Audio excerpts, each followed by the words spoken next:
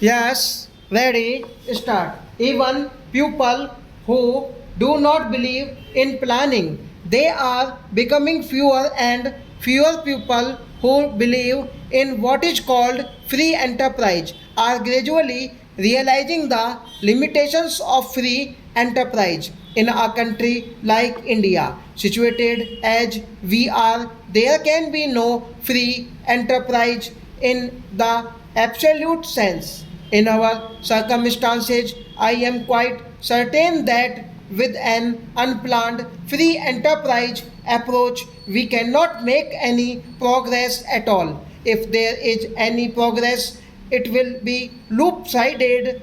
We can put up factories here and there, but it will result only in riches here and greater poverty there.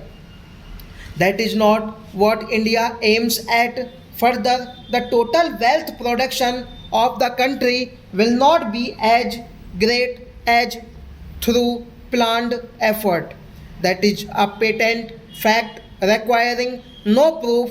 The essence of planning is to find the best way to utilize all resources of manpower, of money, and so on, and the essence of free enterprise is to leave these things more or less to chance. Well, if chance is a more satisfactory way to dealing with the problems of life than carefully thought out methods, then of course here there need be no planning at all.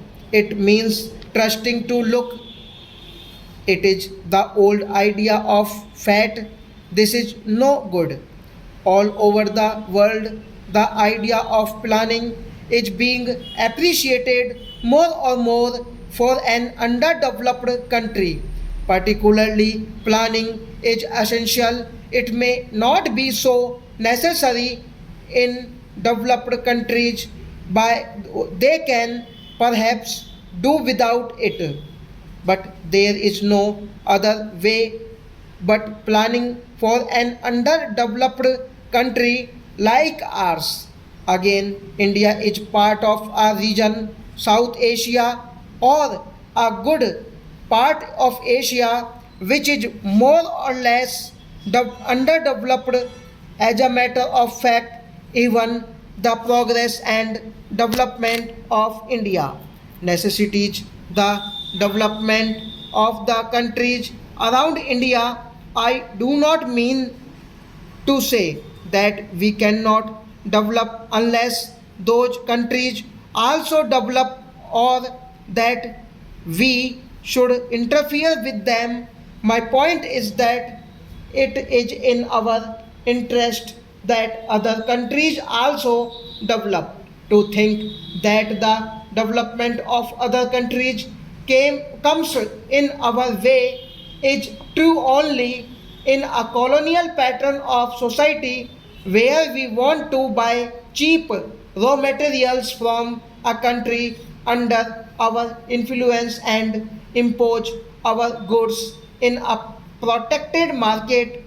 That does not apply to free countries. It is in our interest politically and economically that the other countries in Asia and Africa should also develop. We cannot unfortunately help them much because our resources are limited, but tried our fast to help them in their development program stop.